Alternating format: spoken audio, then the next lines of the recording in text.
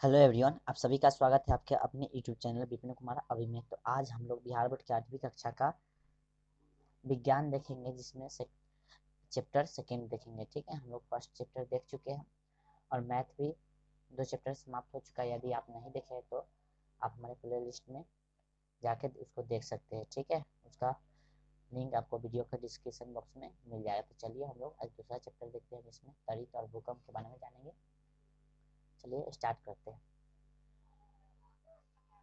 आप रोज की प्राकृतिक परिघटनाओं से परिचित ही हैं, पर कुछ घटनाएं हमारे जीवनचर्या पर गहरा प्रभाव डालती है। कुछ परिघटनाओं यथा पवन चक्रवात, तूफान, बाढ़ आदि के बारे में आपने पिछली कक्षा में पढ़ा है। इन परिघटनाओं का मानव जीवन, संपदा, प्रकृति संसाधनों पर पड़ने वाली प्रभावों के बारे में जानकारी प्राप्त की है। इनसे बचाव की तकनीकों को सीखा है। इन परिघटनाओं को दुष्परिणामों को कम करने की कोशिश लगातार चल रही है, जिससे धन जन की हानि को कम किया जा सके। अब हम जानते हैं कि प्रयास करेंगे कि त्वरित और भूकंप कितनी विनाशकारी प्रकृति परिघटना है, हम इनके बारे में जानकारी प्राप्त करेंगे और मानव जीवन पर पड़ने वाले दुष्प्रभावों को कम कर पाने का हर संभव प्रयास करेंगे। देखिए, मानव जीवन पर एक त्वरित और भूकंप से जो प्रभाव पड़ता है, जिससे जो इससे लॉस होता है, ठीक ना, इसको कम करने की हम लोग कोशिश करेंगे। और ये कैसे होता है, कैसे आता है, इसके बारे में हम कुछ जानेंगे। यही बात इतना बोल रहा है। चलिए इसको जानते हैं।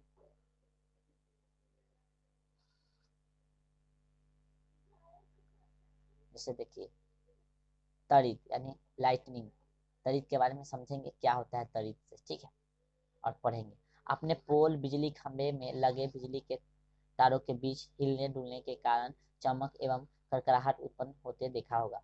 जैसा कि घर में कभी कभी ढीले प्लगों को खोलते और लगाते समय स्पार्क के कारण चिंगारी उठते देखा होगा।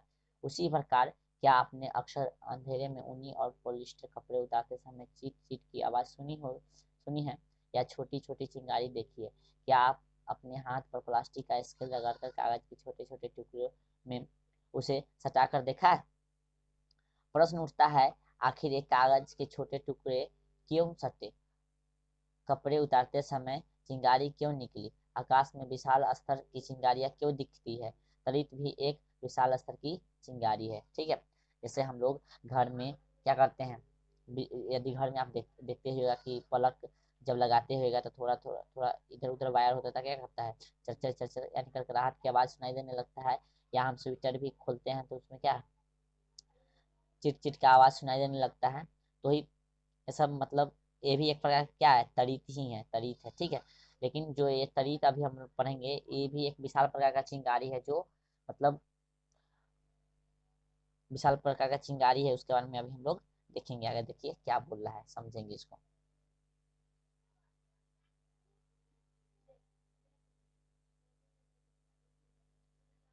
प्राचीन काल में लोग इन चिंगारियों के कारण को नहीं जानते थे और इसे प्रकृति का प्रकोप समझकर अंधविश्वास में भयभीत रहा करते थे। जिससे मतलब प्राचीन प्राचीन के लोग, मतलब पहले का लोग क्या करते थे, मतलब जिस तरीक को समझते थे कि यह मतलब कोई भगवान का देन है, मतलब एक भगवान का देन है।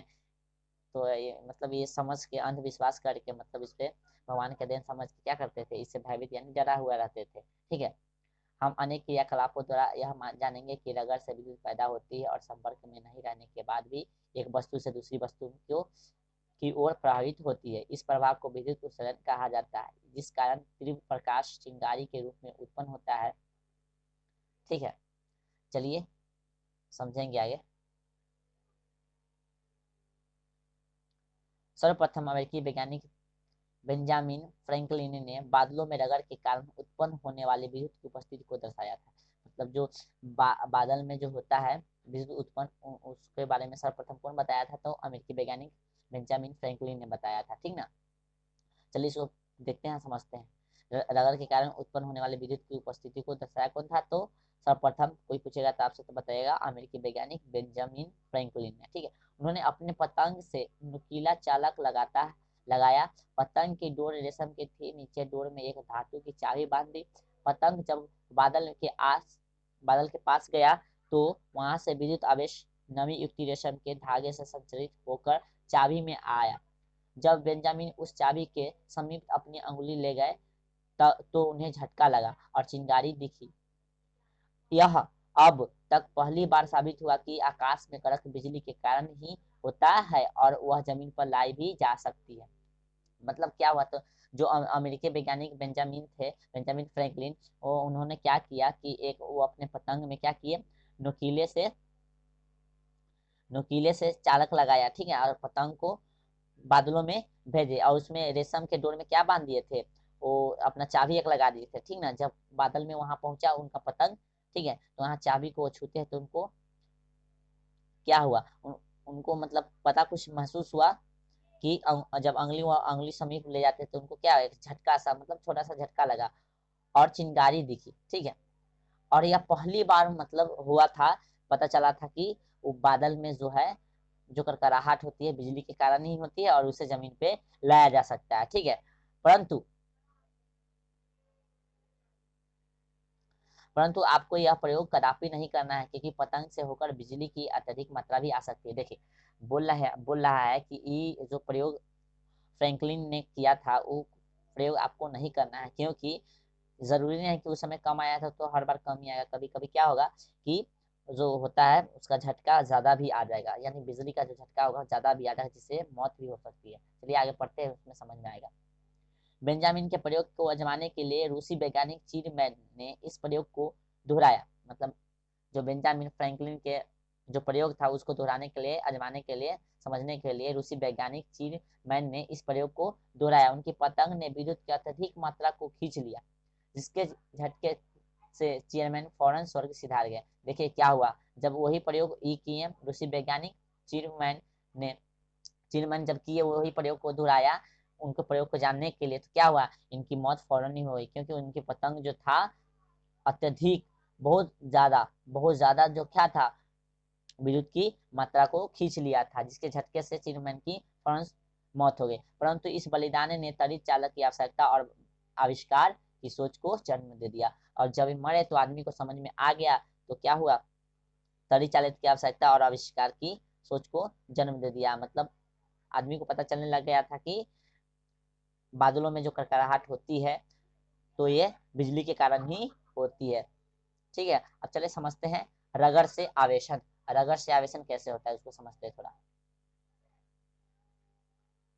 रगड़ से आवेशन क्रियाकलाप 1। आप अपने एक मित्र अथवा भाई को जाड़े की शुष्क रात में स्वेटर पहनाकर प्लास्टिक की कुर्सी पर बैठाइए, उसे चप्पल भी पहने रहने को कहिए। अब सूखी गमछी अथवा तौलिए से कुर्सी के पीठ को धीरे धीरे पीटिए या रगड़िए। कह रहा है मतलब आप अपने भाई या दोस्त को प्लास्टिक की कुर्सी पे बैठाया, उसे चप्पल पहनने के लिए बोल दिए, ठीक है। बाद में जब बढ़ जाता था कुर्सी के पीछे से सूखी गमछी या तौलिया से उस पर क्या कीजिए, धीरे धीरे रगड़िए, ठीक है। क्या कर रहा है, रगड़ने के लिए बोल रहा है। तो चलिए रगड़ने के बाद क्या करेंगे उसको देखते हैं।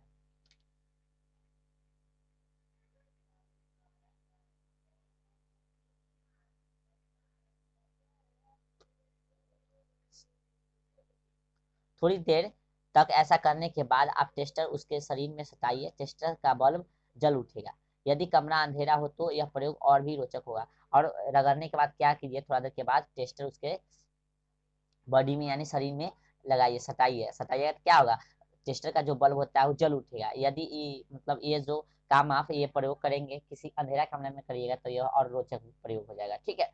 यदि आप उसके शरीर के पास उंगली ले जाएंगे तो नीली आभायुक्त चिंगारी दिखेगी और चिट चिट की आवाज भी होगी। मतलब जब ये प्रयोग करने के बाद उसके पास आप उंगली ले जाएगा तो क्या होगा, एक नीली सी चिंगारी दिखाई देगी और आवाज चिट चिट का भी सुनाई पड़ेगा। आप हल्का झटका भी महसूस करेंगे। उस समय आप क्या हो सकता है कि आप हल्का झटका भी महसूस कर सकते हैं, ठीक है। ऐसा विद्युत आवेश का आपकी शरीर की ओर प्रवाह के कारण होता है। मतलब ऐसा क्यों होता है, तो ऐसा विद्युत आवेशक का आपकी शरीर की ओर प्रवाह होने के कारण होता है। मतलब जो विद्युत आवेश होता है आपकी शरीर की ओर प्रवाह होने के कारण ऐसा झटका फीलिंग होता है, ठीक है। चलिए सावधानी क्या है, तो सावधानी को समझ लीजिए, ठीक है। कुर्सी के पीठ को अत्यधिक देर तक मत पीटिए। जो आप पीटिएगा उसको बैठा के, तो क्या कीजिएगा, बहुत ज्यादा देर तक नहीं कीजिएगा, इससे अत्यधिक आवेशन का भय रहता है।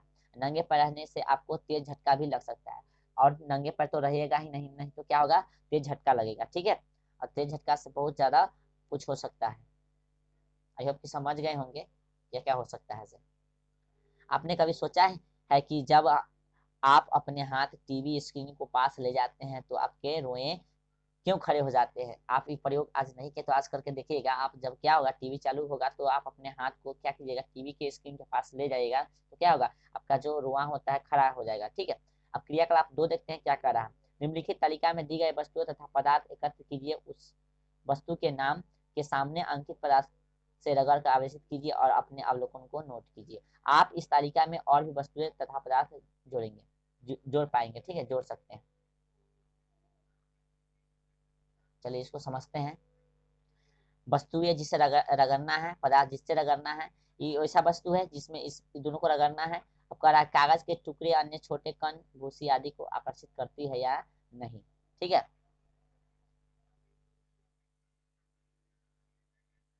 देखिए क्या करना है, कुछ ऐसा सामान लेना है, जैसे खाली रिफिल ले लीजिए, फिर पदार्थ पॉलीथीन, ऊनी कपड़ा, तेलिया, कुछ भी ले लीजिए। ये दोनों को रगड़िएगा तो क्या होगा, ये आपस आवेशित, इसको रगड़िएगा तो क्या होगा, ये रगड़िएगा तो ये एक दूसरे को क्या करेगा, आकर्षित करता है। आकर्षित करता है यानी क्या है, आकर्षित करता है तो आवेशित हो रहा है, ठीक है। अब देखिए गुब्बारा, पॉलीथीन, ऊनी।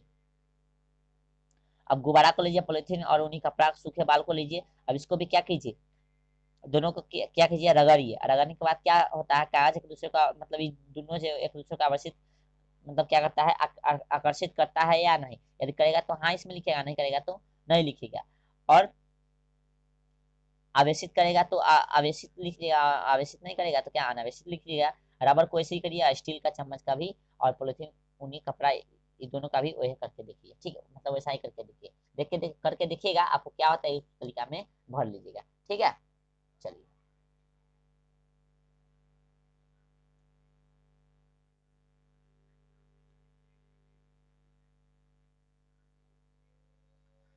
अब आप इस बात के लिए उत्सुक होंगे कि सभी आवेश एक ही प्रकार के हैं या अलग अलग, और इसे किस प्रकार जानें। तालिका में अंकित कुछ वस्तुओं को दिए गए पदार्थों से रगड़कर आप इन तथ्यों को समझ सकते हैं। मतलब जो तालिका अभी देखे हैं उसमें आप रगड़ के उसको समझ सकते हैं कि जो आवेश है एक प्रकार के है या अनेक प्रकार के है या कई प्रकार के है, ठीक है। यदि वातावरण आर्द्र नम हो तो ऐसा प्रयोग सफल नहीं होगा। मतलब जो आप कीजिएगा वो भीगा होना नहीं चाहिए, नहीं तो ये जो आप प्रयोग कीजिएगा वो सफल नहीं हो पाएगा, ठीक है, यही बात बोल रहा है। क्रियाकलाप 3 देखेंगे और इसको समझेंगे हम लोग अच्छी तरह से, ठीक है। क्रियाकलाप 3 देखिए। 2 गुब्बारे को फुलाकर धागे से बांध कर इस प्रकार लटकाइए कि ये आपस में सटे नहीं हो, अर्थात इनके बीच थोड़ी सी दूरी बना रखिए, जैसे ये है देखिए। अब इन गुब्बारों को पॉलिथीन अथवा ऊनी कपड़े से रगड़िए और छोड़ दीजिए। अब इन गुब्बारे का क्या करना है, पॉलिथीन या ऊनी कपड़ा से रगड़ना है और इसको छोड़ देना है। आप देखेंगे कि गुब्बारे एक दूसरे को प्रतिकर्षित करता है। मतलब क्या होता है, आप मतलब 2 गुब्बारे को फुलाकर कोई चीज में टांगिए, इस प्रकार धागे में इस प्रकार टांगिए कि दोनों के बीच में थोड़ी दूरी हो, ठीक है। उसके बाद क्या कीजिए, इस दोनों को क्या कीजिए, रगड़िए, ऊनी कपड़ा से रगड़िए या पॉलिथीन से रगड़िए। रगड़िएगा ना तो रगड़ के छोड़ दीजिएगा तो क्या होगा, पता चलेगा कि दोनों एक दूसरे को प्रतिकर्षित करता है, यानी एक दूसरे को क्या देता है, झटका देता है, तो एक दूसरे से दूरी बना लेता है, यानी एक दूसरे को क्या करता है, आकर्षित नहीं बल्कि विकसित करता है। यानी ये इधर भागता है, ये इधर भागता है रगड़ने के बाद, ठीक है, ये इधर भाग गया, वो इधर भाग गया, ठीक है। तो आइए इसी क्रिया को बेकार रिफिल पर दोहराए। एक कांच की सूखी गिलास लीजिए, इसका प्रयोग स्टैंड की तरह करते हुए एक बेकार रिफिल को पॉलिथीन से, ठीक है।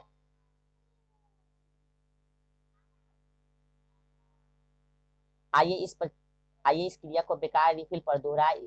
एक कांच की सूखी गिलास लीजिए, इसका प्रयोग स्टैंड की तरह करते हुए एक बेकार रिफिल को पॉलिथीन से रगड़ कर इसमें रखिए। ध्यान रहे कि रगड़ी गई रिफिल को हाथ से न छुए।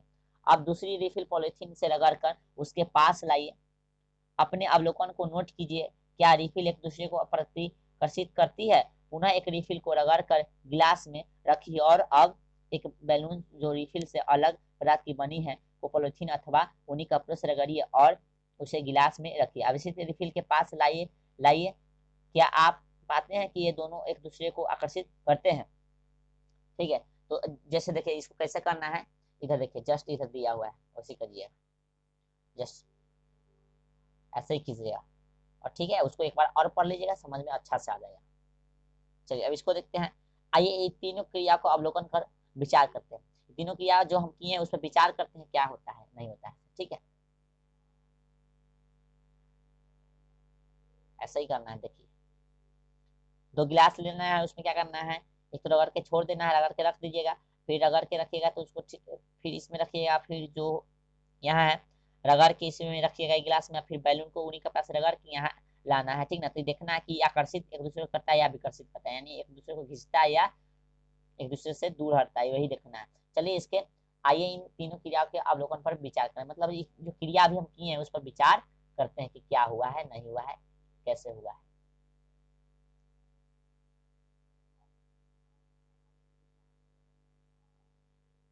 समान पदार्थ से रगड़े गए गुब्बारे ने एक दूसरे को प्रतिकर्षित किया।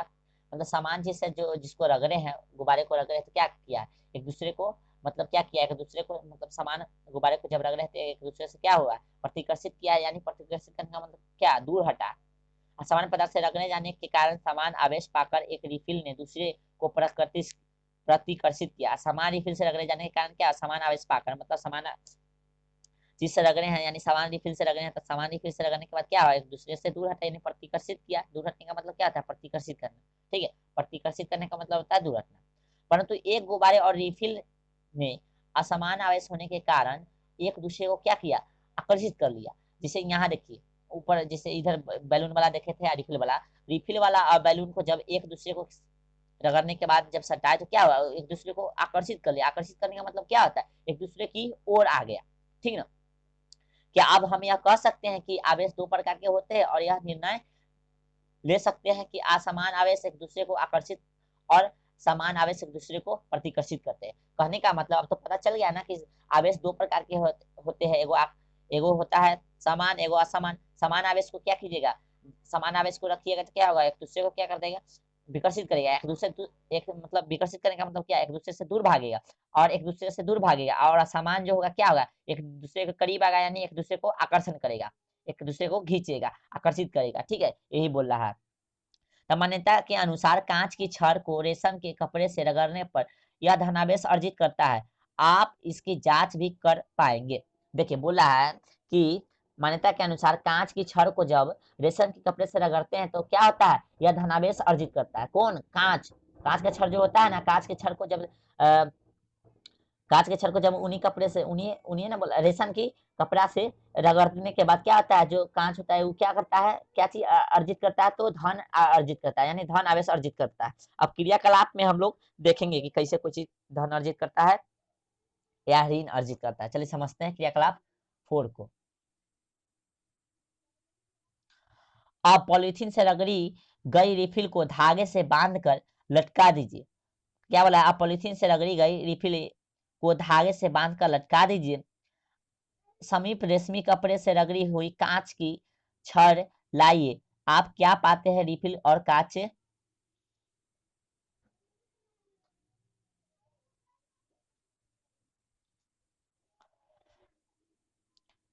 आप क्या पाते हैं कि रिफिल और कांच की छड़ ने एक दूसरे को आकर्षित किया। अब आप कह सकते हैं कि रिफिल परिणावेशित है और अगर के कारण उत्पन्न हो आवेश उन्हीं, देखिए अब आप कह सकते हैं कि रिफिल परिणावेश है और अगर के कारण उत्पन्न आवेश उन्हीं दोनों वस्तुओं पर जमा रहते हैं, ये स्थिर होते हैं, स्वयं गति नहीं करते हैं। जब कोई अनावेशित अथवा सुचालक वस्तु उससे सटा दी जाती है तो आवेश उस सुचालक में प्रवाहित होने लगती है। हमने पिछली कक्षा में विद्युत परिपथ के अनेक प्रयोग किए हैं। उसमें प्रवाहित होने वाली विद्युत धारा जिसमें बल्ब जलता है अथवा वस्तु गर्म हो जाती है, वह कुछ और नहीं आवेश का प्रवाह ही था। आवेश का स्थानांतर अब देखेंगे। ठीक है,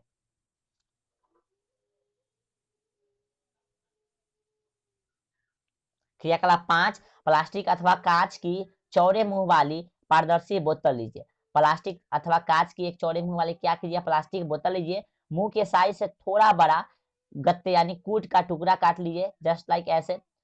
अब एक लोहे के पेपर कील को उलट कर ऊपर नीचे हुक जैसी संरचना बना दीजिए, जैसे देखिए यहाँ इसमें बनाया हुआ है। एक सिरे को गत्ते से घुसाकर बोतल से ऊपर रखिए, दूसरे सिरे में 2 एल्युमिनियम की पत्ती, एक पत्ती का टुकड़ा इस प्रकार घुसाइए कि गत्ते के लंबवत रहे। अब आप पूर्व की भांति बेकार रिफिल को आवेशित कर पेपर क्लिप के गत्ते की ऊपर वाली छोर पर सटाइए। देखिए कि क्या एल्युमिनियम की पत्ती के टुकड़े पर कोई प्रभाव पड़ा, क्या पत्ती के टुकड़े ने एक दूसरे को प्रतिकर्षित किया। अब रेशम और देखिए इसमें जो सब बनाया हुआ है ऐसे कीजिएगा, ठीक ना। सबसे पहले एक बोतल लीजिए, बोतल लेने के बाद क्या कीजिए, एक कूट लीजिए जो जिसका ढक्कन है उससे थोड़ा डबल होना चाहिए कूट। और कूट लेने के बाद एक छड़ लीजिए, ठीक ना, या कील लीजिए जो बहुत बड़ा होना चाहिए, मतलब बड़ा करने का मतलब साइज इसका देख लीजिएगा, ठीक ना। उसके बाद एल टाइप का एक मोड़िए, ठीक ना। मोड़ने के बाद क्या होता है, ऐसा मोड़िए कि कटून कट जाए और नीचे उसमें 2-3 पिन लग जाए, ठीक है। पिन लगाने के बाद क्या, जो आवेशित रिफिल था, आवेशित रिफिल, उसको क्या कीजिए, आवेशित रिफिल को उसके पास ले जाइए। पास ले जाने के बाद देखिए तो प्रतिकर्षित करता है या आकर्षित, देखना है, ठीक ना। के टुकड़े पर कोई प्रभाव पड़ा, देखिए कि क्या एल्युमिनियम की पत्ती के टुकड़े पर कोई प्रभाव पड़ा, क्या पत्ती के टुकड़े ने एक दूसरे को प्रतिकर्षित किया। अब आप रेशम के टुकड़े से रगड़ी गई कांच की छड़, रगड़ी गई बैलून आदि को क्लिप के ऊपरी हिस्से से सटाकर परीक्षण कीजिए कि क्या यह हर स्थिति में पत्ती का टुकड़ा एक दूसरे को प्रतिकर्षित करता है।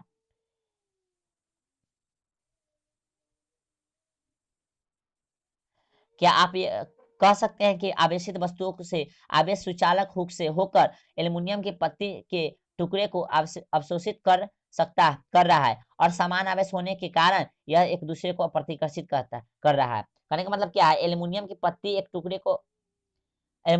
के टुकड़े को अवशोषित कर रहा है। कहने का मतलब इसको समझिए, मतलब आवेशित वस्तुओं से आवेश सुचालक हुक से होकर, मतलब आवेशित जो वस्तु होता है आवेश सुचालक हुक से होकर एल्युमिनियम की पत्ती के टुकड़े को आवेशित कर रहा है, ठीक ना। मतलब जो आवेशित वस्तु था उससे होकर मतलब आवेश सुचालक हुक से होकर, ठीक ना, हुक से होकर एल्युमिनियम की पत्ती के टुकड़े में को आवेशित कर रहा है किसको, एल्युमिनियम की पत्ती को, और समान आवेश होने के कारण एक दूसरे को क्या करता है, प्रतिकर्षित करता है, ठीक है। अब अगला स्लाइड में देखते हैं क्या बोल रहा है इसे।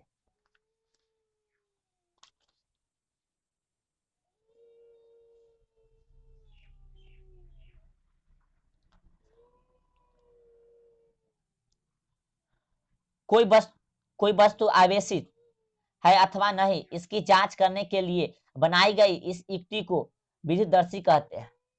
कोई वस्तु आवेशित है या नहीं, इसकी जांच करने के लिए कुछ यंत्र बनाया गया है जिसे क्या बोलते हैं हम लोग, विद्युत दर्शी कहते हैं, ठीक है, विद्युत दर्शी कहते हैं। साथ ही हमें यह भी पता चला कि सुचालक वस्तुओं से होकर आवेश का स्थानांतरण होता है। अब आप कील के ऊपरी सिरे को अपने हाथों से छुइए, आप देखेंगे कि पत्ती का टुकड़ा अपनी पूर्व की अवस्था में चला गया।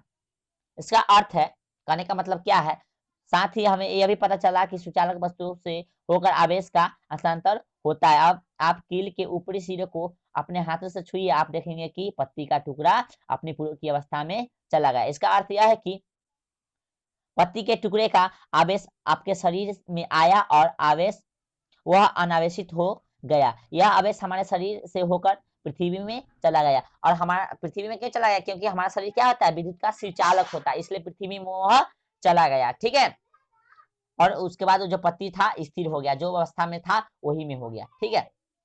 अब देखिए आगे क्या करा समझते हैं इसको। किसी आवेशित वस्तु से आवेश को पृथ्वी में भेजने की प्रक्रिया को भू संपर्कन कहते हैं। देखिए किसी आवेशित वस्तु से आवेश को पृथ्वी में भेजने की प्रक्रिया को क्या कहते हैं, तो भू संपर्कन कहते हैं। मतलब कोई आवेशित वस्तु होगा, उसमें से आवेश को हम फिर क्या करेंगे, पृथ्वी में भेज देंगे, और पृथ्वी में भेजेंगे तो उस प्रक्रिया को क्या कहेंगे हम, तो भू संपर्कन कहते हैं। विद्युत परिपथ में किसी गड़बड़ी के कारण उत्पन्न होने वाले आघात से बचने के लिए घरों में भू संपर्कन की व्यवस्था करते हैं। मतलब जो विभिन्न सॉरी विद्युत परिपथ में गड़बड़ी न हो, इसके कारण हम लोग घरों में क्या लगाते हैं, तब भू संपर्कन की व्यवस्था करते हैं, ताकि परिपथ में कुछ गड़बड़ भी हो जाए तो उसका कोई प्रभाव न पड़े। ठीक है, चलिए अब तड़ित को जानिए। तड़ित क्या है, तड़ित को समझते हैं हम लोग। ठीक है, तड़ित को समझ लेते हैं थोड़ा। हमने पिछली कक्षा में पढ़ा है कि तूफान के समय हवा तेज गति से ऊपर की ओर जाती है तथा वर्षा की बूंदें नीचे की ओर आती है। संघनित जलवाष्प बादल के रूप में रहता है। हवा से रगड़ के कारण आवेशों का पृथक्करण होता है। बादल के निचले हिस्सों में अत्यधिक मात्रा में आवेश जमा होता है। धरती की ऊपर हवा की आवेशित होता है। धरती के ऊपर हवा भी आवेशित होता है। जब संचित आवेशों का परिमाण अत्यधिक हो जाता है तो धनावेश और ऋणावेश के बीच विद्युत प्रवाह के कारण चमकीली धारियां दिखती है और धारियां दिखती है और तीव्र ध्वनि सुनाई पड़ती है और हम सुनाई पड़ती है। हम इसे हम तड़ित कहते हैं। कहने का मतलब क्या होता है, जब बारिश होता है, ठीक है, कहने का मतलब क्या है कि जब तूफान आता है, ठीक ना, बारिश होता है, बारिश के समय क्या होता है, जब तूफान आता है तो हवा तेज गति से ऊपर की ओर जाता है। ठीक है, क्या करता है, तेज गति से ऊपर की ओर जाता है। मतलब जब तूफान आता है तो हवा क्या आता है, तेज गति से ऊपर की ओर क्या जाता है, हवा तेज गति से ऊपर की ओर जाता है। अब बारिश नीचे की ओर आता है। ठीक है, और जो बादल में होता है संघनित, जो बादल में जलवाष्प जमा होता है, ठीक ना, जो बादल में जलवाष्प जमा होता है रहता है, वो हवा से रगड़ के कारण क्या होता है, पृथक्करण होता है, यानी अलग अलग टूट जाता है। अब बादल के निचले हिस्से में अत्यधिक मात्रा में आवेश जमा हो जाता है। अब बादल के निचले हिस्से में जो आवेश होता है क्या अत्यधिक हो जाता है। अत्यधिक मतलब जो आवेश होने के कारण क्या होता है, अत्यधिक आवेश होने के कारण क्या आता है, परिणाम अत्यधिक हो जाता है तो आवेश बहुत ज्यादा बढ़ जाता है। जब आवेश बहुत ज्यादा बढ़ेगा तो क्या हो जाता है, धनावेश और ऋणावेश के बीच विद्युत प्रवाह होता है। विद्युत प्रवाह होने के कारण क्या होता है, चमकीली धारियां दिखाई देती है। चमकीली जो धारियां दिखाई देती है उसी कारण हमको ध्वनि सुनाई पड़ता है और उसी ध्वनि को हम लोग क्या बोलते हैं, तड़ित बोलते हैं। क्या बोलते हैं, तड़ित। जिसे हम लोग लाइटनिंग भी बोलते हैं। जैसे देखिए क्या होता है, जब बारिश होगा, सॉरी जब तूफान आता है तो तूफान जब आता है नीचे से जो हवा होता है तेज गति से ऊपर की ओर जाता है। ठीक है, ऊपर की ओर जाता है और बारिश नीचे की ओर आता है। ठीक है, और जो बादल में जलवाष्प जमा होता है यानी संघनित रहता है, वो क्या होता है, घर्षण के कारण टूट जाता है, यानी उसका पृथक्करण हो जाता है, यानी वो टूट जाता है। अब बादल के निचले हिस्से में अत्यधिक, उसके बाद बादल के जो निचले हिस्सा होता है, मान लीजिए इस बादल उसे निचले हिस्से में क्या होता है, आवेश जमा रहता है। आवेश अत्यधिक यानी बहुत ज्यादा जमा होने के कारण क्या होता है, जब आवेश बहुत ज्यादा जमा होता है उसके बाद क्या होता है, धनावेश और ऋणावेश के बीच प्रवाह होता है, यानी टक्कर होता है। टक्कर होने के बाद हमें जो आवाज सुनाई देता है उसी को हम लोग क्या बोलते हैं, तड़ित बोलते हैं। क्या बोलते हैं, तड़ित बोलते हैं। ठीक है,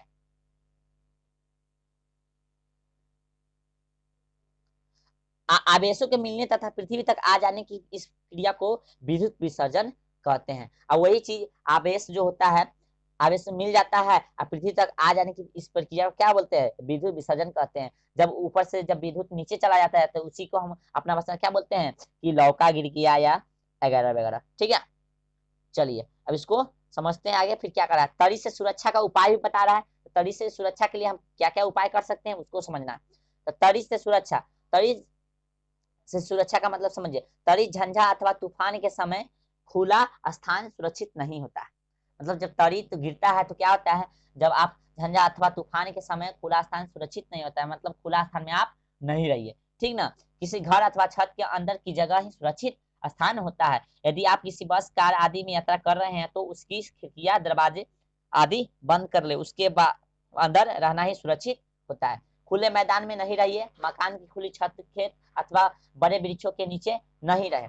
यदि आप बगीचे अथवा जंगल में है तो छोटे वृक्षों के नीचे शरण ले लीजिए। यदि खेतों में है और वहां कुछ वृक्ष है तो वृक्षों के नीचे रहने से बेहतर खुले मैदान में लेट जाना अथवा सिकुड़ कर लकड़ू बैठना अच्छा होता है। मतलब जब आप खेत उत में है तो खेत में तो क्या आता है, छोटा छोटा कहीं पेड़ उड़ है तो क्या कीजिए, खेत में कहीं छोटा छोटा पेड़ है तो आप क्या कीजिए, वहां पे पेड़ के सामने नहीं बल्कि खेत में ही रहिए लेकिन सिकुड़ के रहिए। ठीक है, चलिए आगे क्या कह रहा है उसको समझते हैं। बिजली अथवा टेलीफोन के तारों या खंभों से दूरी बना रखना चाहिए। आप जानते हैं कि त्वरित एक विद्युत विसर्जन है, ठीक है। अब बिजली या टेलीफोन के तार होगा या उसका खंभा होगा तो उससे दूरी बना के रखिएगा, क्योंकि ये क्या है, विद्युत विसर्जन है। त्वरित जो क्या है, एक विद्युत विसर्जन है, ठीक है। उसके बाद किसी भी बिजली से चलने वाले उपकरणों के प्रयोग में से बचना चाहिए। अधिक सुरक्षा हेतु टीवी, कंप्यूटर आदि के प्लगों को निकाल देना चाहिए, बेहतर होगा, ठीक है। झंझा के समय नदी, तालाब आदि में स्नान करना खतरनाक हो सकता है, और जब तारीख गिरता है तो उस समय क्या कीजिए, नदी तालाब में आप स्नान नहीं कीजिए, ठीक है। वातावरण शांत होने पर ही सुरक्षित स्थान से बाहर आना चाहिए। जब हर चीज शांत हो जाता है तब आप जहाँ थे वहां से बाहर निकलिए, ठीक है। अब चलिए देखते हैं त्वरित चालक, लाइटनिंग कंडक्टर। त्वरित चालक को समझते हैं। ऊंची इमारतें, चिमनियों, भवनों एवं अन्य बड़ी संरचनाओं को त्वरित के प्रवाह से बचाने की सरल एवं कारगर युक्ति त्वरित चालक होता है। मतलब देखिए, बहुत बहुत जब बड़ा भवन बनता है तो उस पे त्वरित गिर ना जाए, इसके लिए उस पे क्या लगाया जाता है, तड़ी कंडक्टर लगाया जाता है। तड़ी कंडक्टर क्या होता है, यानी तड़ी, तड़ी चालक यानी लाइटनिंग कंडक्टर क्या होता है, यानी तड़ी चालक क्या होता है, उसको समझते हैं। अभी देखिए क्या है, उसको समझ लीजिए थोड़ा। भवन के सबसे ऊपरी हिस्से से कुछ ऊपर तांबे के मोटे तार की तीन नुकीली संरचना लगाई जाती है। मतलब भवन के ऊपर क्या होता है, सबसे ऊपर तांबे के मोटे तार की तीन नुकीली संरचना लगाई जाती है। उस नुकीली संरचना में तांबे का तांबे का पत्थर जोड़कर उसे जमीन के नीचे 3 से 4 फीट ले जाकर तांबे के प्लेट से जोड़कर मिट्टी से ढक दिया जाता है, ठीक है। छत के ऊपर क्या होता है, सबसे ऊपर क्या होता है, तांबे का प्लेट में तीन नुकीली छड़ निकाल देते हैं और उससे एक क्या करते हैं, पत्थर को जोड़कर जमीन के नीचे 3 से 4 फीट ले जाकर तांबे के प्लेट से क्या करते हैं, ढक दिया जाता है। ढक दिया जाता है, उसके बाद क्या आता है समझिए।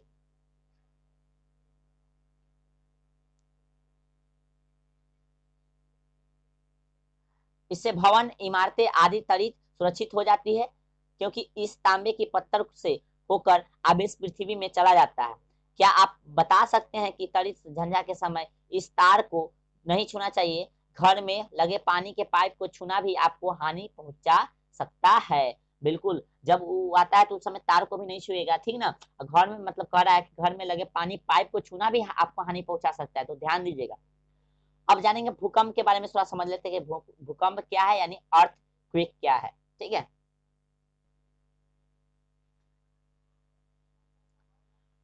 अर्थ क्विक के बारे में जानते हैं थोड़ा। अपने बादलों की गड़गड़ाहट, झंझा, तरीफ, चक्रवात, तूफान, बाढ़, भूस्खलन, हिमपात आदि प्राकृतिक परिघटनाओं के बारे में जानकारी प्राप्त कर ली है। अप्रयुक्त परिघटनाएं मानव सभ्यता को व्यापक हानि पहुंचाती रही है। मतलब जो सब जितना भी घटना है मानव को हानि ही पहुंचाता रहा है। इन सबसे अतिरिक्त भी कुछ प्राकृतिक परिघटनाएं हैं। आइए इन परिघटनाओं को मौसम संबंधी एवं भूगर्भीय परिघटनाओं में विभाजित कर एक तालिका बनाए, ठीक है। मौसम संबंधी तालिका क्या है, चक्रवात है, वर्षा है। अब भूगर्भीय मतलब भूमि से संबंधित क्या है, तो भूकंप है, ठीक है।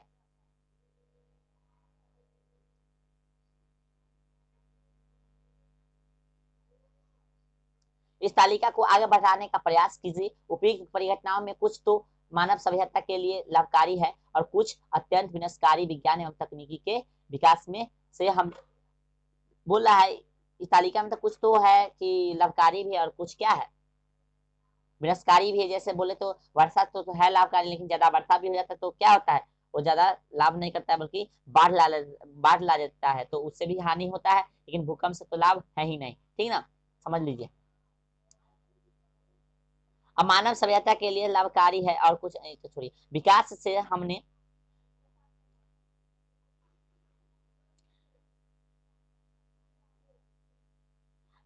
से हमने कुछ प्राकृतिक परिघटनाओं की भविष्यवाणी करना सीख लिया। देखिए कह रहा है, मानव सभ्यता के लिए लाभकारी है और कुछ क्या है, अत्यंत विनाशकारी है। विज्ञान एवं तकनीकी के विकास से, मतलब विज्ञान और तकनीकी के विकास से हमने कुछ प्राकृतिक परिघटनाओं की भविष्यवाणी करना सीख लिया है, जिससे कि हम धन जन की व्यापक हानि से कुछ बचाव कर पाते हैं। पर कुछ ऐसा भी प्राकृतिक घटनाएं हैं जिसकी भविष्यवाणी अभी तक कर पाना संभव नहीं हो पाया है। इसे एक परिघटना है, जैसे भूकंप है। भूकंप का अभी तक हम क्या अनुमान नहीं लगा सकते कि भूकंप अबे करेगा। भूकंप आता है तभी हमको पता चलता है कि भूकंप आता है। हाँ, भूकंप मापने का यंत्र बन गया है, ठीक ना, लेकिन ये नहीं पता चला है कि भूकंप आने वाला है। इस ऐसा पता करने वाला अभी कोई यंत्र नहीं बना है। ठीक है, चलिए अब आगे देखने की क्या हो रहा है।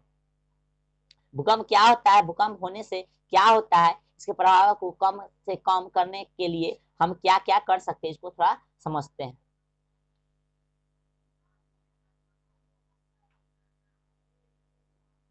जैसे देख लीजिए, ये चित्र जो है भूकंप से हानि हुआ वाला चित्र है। अब इसको आगे देखते हैं, आगे क्या है, इसके आगे से इसको समझते हैं। 1934 में बिहार में आया विनाशकारी भूकंप, 1990 में आया भूकंप, 2001 में आए गुजरात में भूकंप आदि का फोटो जमा करके करने का प्रयास कीजिए। सितंबर 2011 में बिहार में आए भूकंप को आपने महसूस किया होगा। इसकी तीव्रता एवं केंद्र के संबंध में जानकारी इकट्ठी कीजिए। भूकंप क्या होता है, और आपसे कोई पूछ दे भूकंप क्या होता है तो समझिए इसको। भूकंप पृथ्वी का कंपन अथवा कोई झटका होता है। भूकंप क्या होता है, भूकंप पृथ्वी का कंपन अथवा कोई झटका होता है जो पृथ्वी के भीतर गहराई में गड़बड़ी के कारण उत्पन्न होता है। भूकंप अक्सर आते रहते हैं पर हम हमेशा उसे महसूस नहीं कर पाते हैं। कभी कभी जीवन तथा संपत्ति की क्षति पहुंचती है, ऐसा क्यों? भूकंप का कारण समझते हैं, ठीक ना। भूकंप का कारण क्या है कि भूकंप आ जाता है। भूकंप के संबंध में प्राचीन काल से कोई लोक कथाएं प्रचलित है, कई लोक कथा प्रचलित है। भूकंप के संबंध में प्राचीन काल से कई लोक कथाएं प्रचलित है जिनका कोई वैज्ञानिक आधार नहीं है। वैज्ञानिक आधार नहीं है लेकिन कथाएं तो बहुत प्रचलित है। अतः इसके कारण समझने हेतु पृथ्वी की संरचना जानना जरूरी है। अब भूकंप क्यों आता है, इसका कारण जानने के लिए आपको पृथ्वी का क्या होता है संरचना यानी उसको बनावट को समझना जरूरी है। चलिए जैसे देख लीजिए, पृथ्वी है, पृथ्वी का मान लीजिए संरचना है, ठीक है। अब इसको समझते हैं।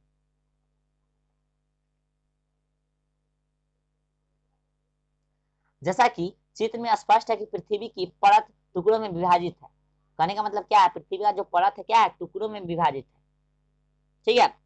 जिसे प्रत्येक टुकड़ों को प्लेट कहते हैं। प्रत्येक टुकड़ों को क्या कहते हैं, प्लेट कहते हैं। ये प्लेट निरंतर धीरे धीरे गतिमान रहती है। और जो इसमें प्लेट है, पृथ्वी में प्लेट जो है क्या होता है, धीरे धीरे चलते रहता है। गतिमान करने का मतलब धीरे धीरे चलते रहता है। गति के कारण एक कभी एक दूसरे से रगड़ खाती है अथवा एक दूसरे से टक्कर के कारण भूपट्टी में विक्षोभ उत्पन्न होता है। और यही विक्षोभ पृथ्वी के सतह पर भूकंप के रूप में दिखाई देता है। जब प्लेट क्या होता है, गति करता है, प्लेट जब गति करता है तो धीरे धीरे क्या होता है, गति करते करते करते करते कभी कभी क्या होता है तो एक दूसरे से टकरा जाता है, कभी कभी रगड़ा जाता है, जिसके कारण क्या आता है, भूकंप आ जाता है। उसमें विक्षोभ उत्पन्न होता है। विक्षोभ उत्पन्न होने के बाद क्या आता है, उसके मतलब भूपट्टी में विक्षोभ उत्पन्न होता है। विक्षोभ उत्पन्न होने के बाद भूकंप ला देता है, ठीक है। अब इसके बाद इसको समझिए।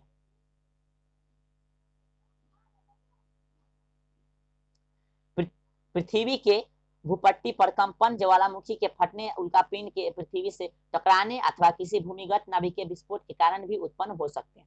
भूकंप जो है भूपट्टी के फटना, ज्वालामुखी फटने, उल्कापिंड के पृथ्वी से टकराने अथवा किसी भूमिगत नाभिक के विस्फोट के कारण भी उत्पन्न हो सकता है। परंतु अधिकांश भूकंप पृथ्वी के प्लेट की गतिमानों के गतियों के कारण ही आते हैं।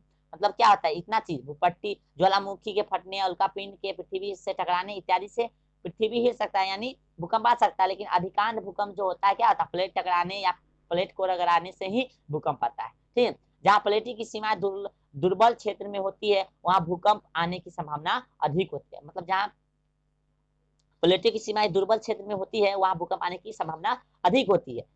रेडियो या टीवी से घर या मकान खरीदते बनाते समय भूकंप जोन की जानकारी आवश्यक प्राप्त कर ले। ऐसा विज्ञापन आपने सुना होगा। भूकंप जोन से संबंधित भारत का मानचित्र आपकी भूगोल की किताब में दिया गया है।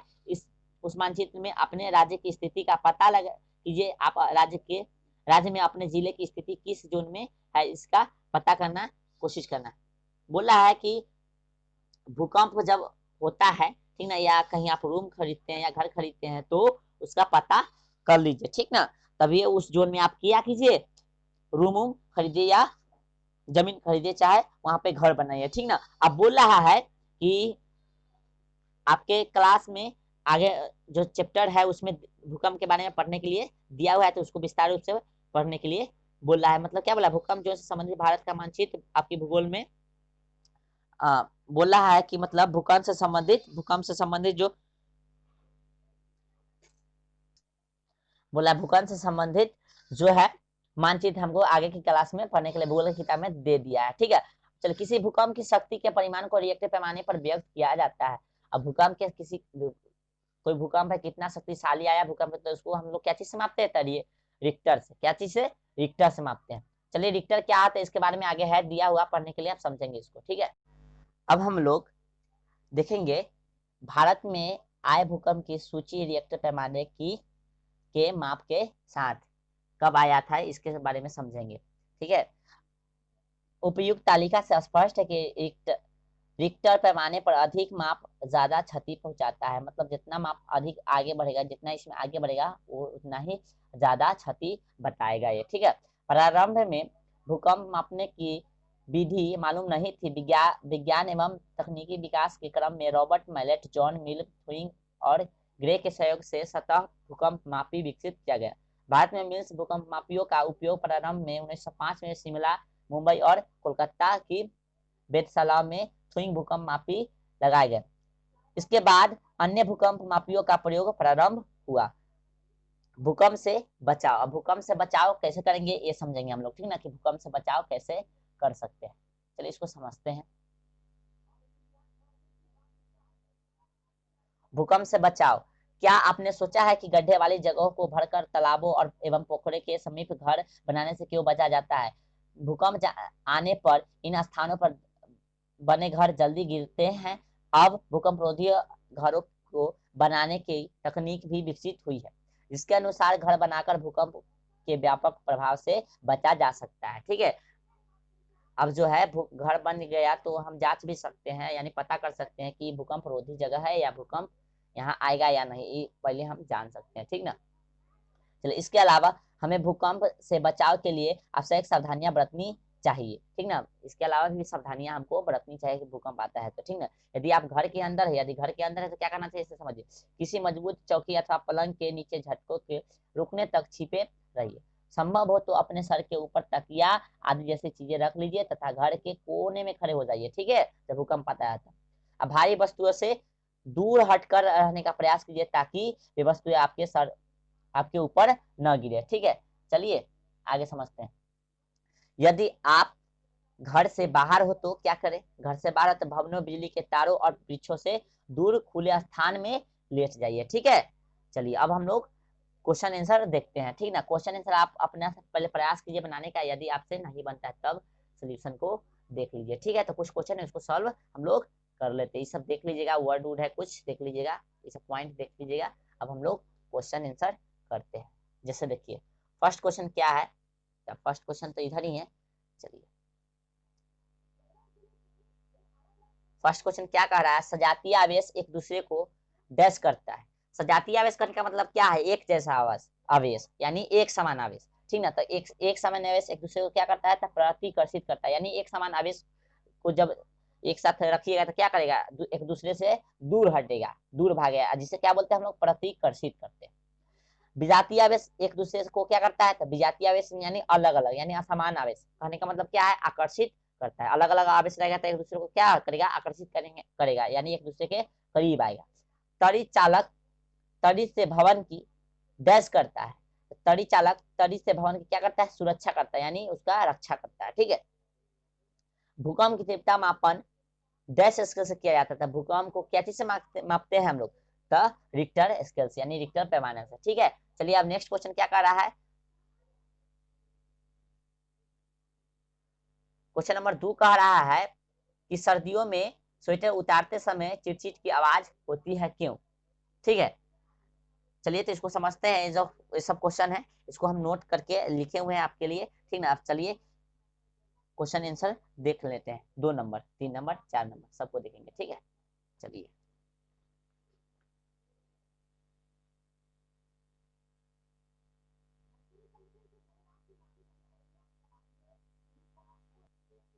दो नंबर क्वेश्चन देखते हैं क्या कह रहा है, सर्दियों में स्वेटर उतारते समय चिटचिट की आवाज होती है क्यों?